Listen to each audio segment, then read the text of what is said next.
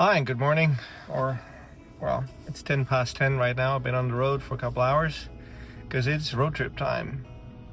I'm on my way to, final destination is Bratislava, but first I gotta pick up some nice rebreathers at Scuba Force factory down in Mönchengladbach. So that's where I'm on the way now, fueled by Metallica, a podcast, some coffee, and a book by Ross Edgley. Famous guy. Anyway, so I'm really excited for this trip because I'm going to be teaching some highly trained divers in the use of the rebreathers. They're very well trained in the use of PSCR, and they're making now the crossover to fully closed circuit machines. So it's very interesting to see their development as a diver and their constant willingness to grow and expand. So I'll take you on this multi-day trip as kind of a vlog style video, doing daily updates or multiple updates during the day, and I'll try to come up with some kind of a scuba wisdom along the way. I think primarily focused a little bit on the concept of the Dunning-Kruger effect. Dunning-Kruger effect, I'll get into it later, is kind of an effect describing your peaks and valleys during your evolution as a person, and in this case as a diver. So we'll use the diving knowledge development and skill development as an example, but it basically describes an up and down curve of your development with all the added benefits and drawbacks of that.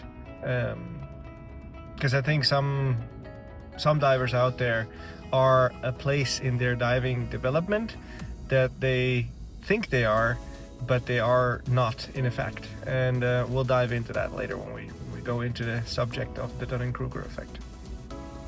Anyway, for now I'm on the road, really looking forward for this class. One of the students is also one of our longtime instructors, Andrew Gaspar. So be funny to catch up with him again. I'm about 4.5 hours away from my destination, and then I gotta make my way during the weekend. It's now Friday, during the weekend to Bratislava. But from the factory in Mönchengladbach to Bratislava is about a 10-11 hour drive, so I'll probably break it up. I can't really decide if I'm going over Prague or over Vienna, but anywhere from Mönchengladbach halfway there, I'll find a spot where I can find a pool to get a swim in and find somewhere to stay for the night. Now, I've been so privileged to have some wonderful friends that have lent me this fantastic vehicle.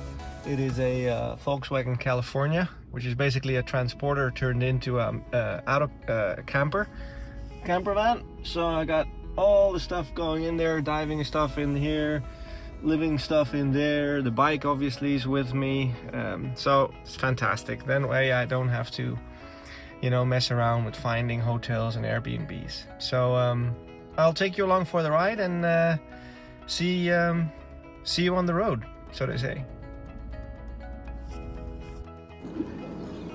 Hello again, little update from the road. Picked up the rebreathers a couple of hours ago. It was about 800 kilometers into the drive when I reached the Scuba Force factory. Had a quick chat and little talk with the guys over there, and it felt fresh enough, so I figured I'd plan my route. So I decided to drive on to Frankfurt, where I'm just about to pull into my destination.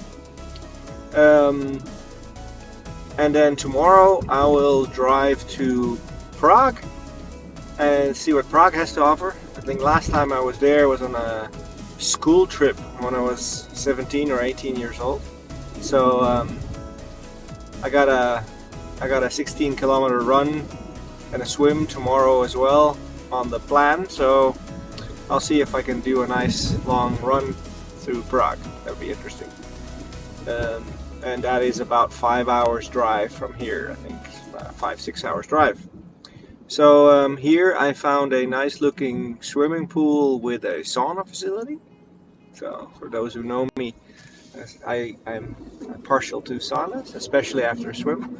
So I think I'm gonna do a little test of my endurance after, what is it, 12 and a half hours staring out this front windshield, and 1,000 kilometers behind me. Let's see if I can get a 3K swim out of the way, and then I'll find somewhere, this beautiful area here, to park this nice car, make some dinner, and call it a night. So I'll keep you updated. I think so far so good. I got 6 minutes and 5.7 kilometers to go, driving through hilly forested area. Extremely beautiful.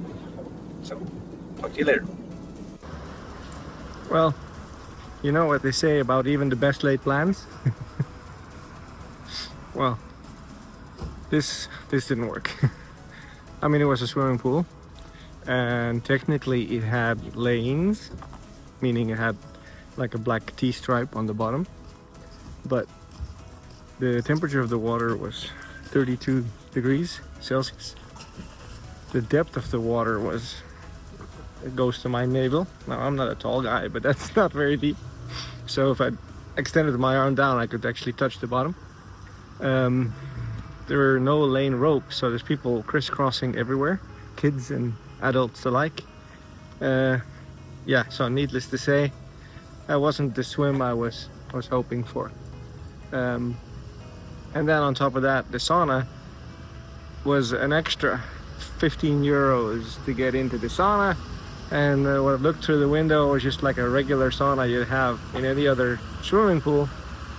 So after having paid 10 euros entrance fee for a 32 degree pool and 200 meters of swimming, I decided to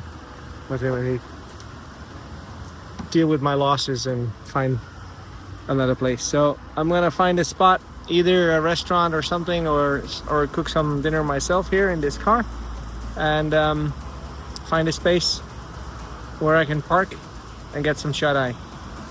So anyway, all right, I've done some shopping. Now I'm gonna see, I mean, it's a bit cramped in here with all my gear, but I'm gonna see if I can fit my groceries in this little fridge, and then I'm gonna see if I can find a pot or a pan and cook my dinner. I'll show you what I bought. I treated myself.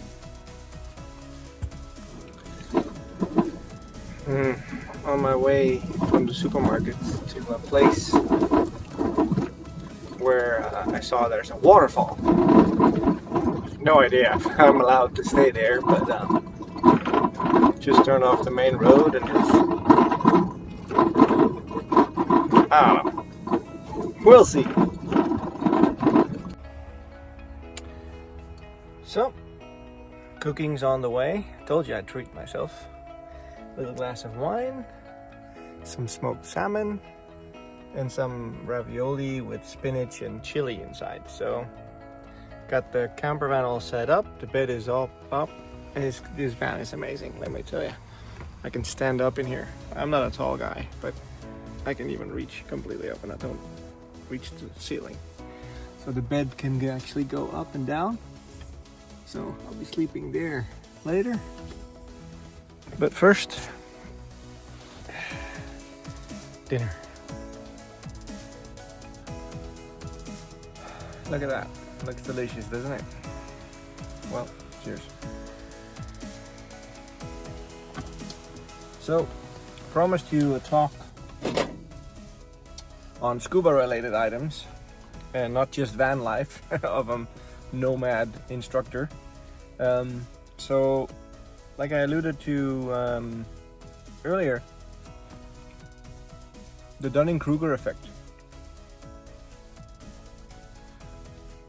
in general, in diving, I gotta eat because I'm hungry as well and I'm tired, so I gotta be efficient. In general, in diving, our focus is heavily based on the theory and the equipment and the skills we need to learn and all that sort of stuff. As a beginning diver, like an open water diver, just certified to enjoy our adventures underwater realm, the progress goes quite quickly, and the level of skill required to enjoy the underwater environment is relatively little, right? I mean, if we can learn it over the course of 4 days, it can't be that hard. Well, the way we teach anyway in UTD, we take a different approach, right? We start with buoyancy and control of you as the diver underwater, and then we progress to the skill-based training.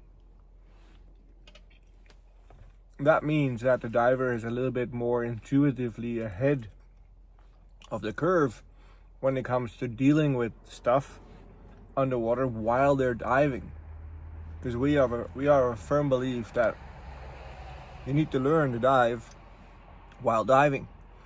You can't learn to dive sitting on your knees and then expect that you can deal with problems when you are diving. Uh-oh, there's a car coming. I'm not sure if I'm allowed to be here. Come on, in the middle of dinner. It's a perfect spot. In the forest.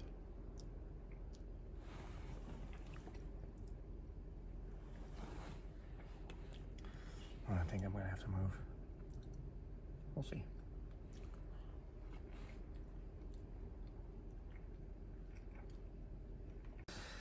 Whew. He turned around and drove off.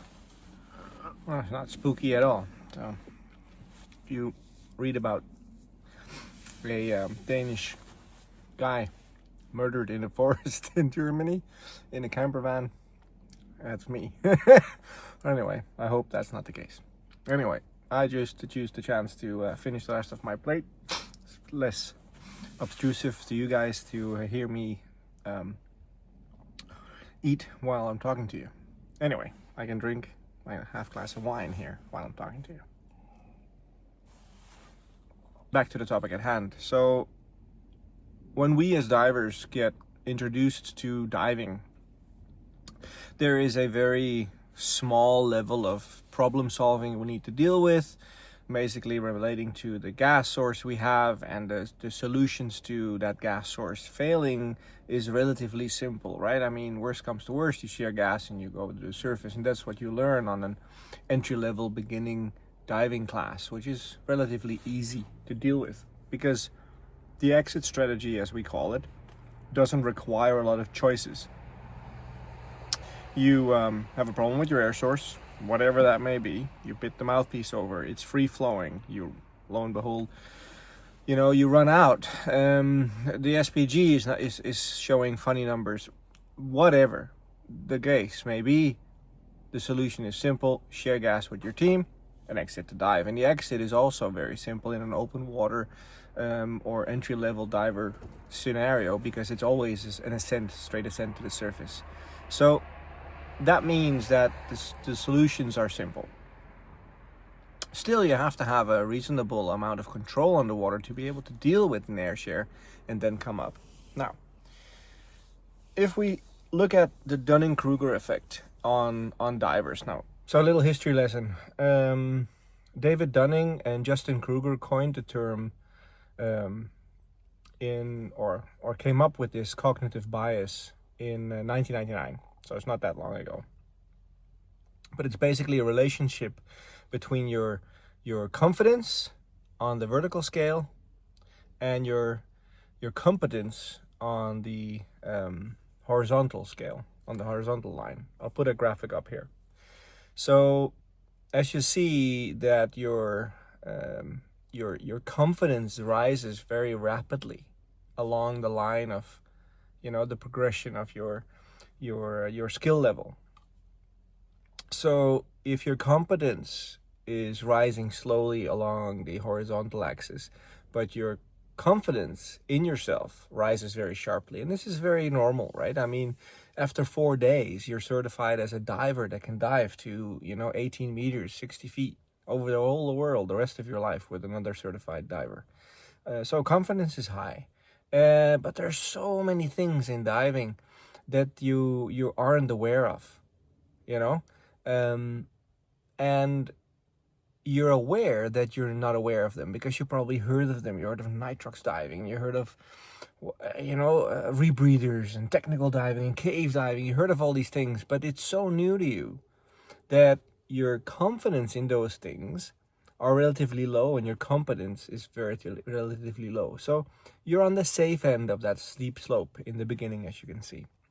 However, very rapidly, when divers start to develop themselves and their competence rises a little bit, so they get an advanced certification and a nitrox certification, and now they've done a winter's worth of training in the swimming pool, and their confidence rises very rapidly all of a sudden. They've done a tri dive on a rebreather, and all of a sudden they've taken like an intro to tech class after 1 year of diving.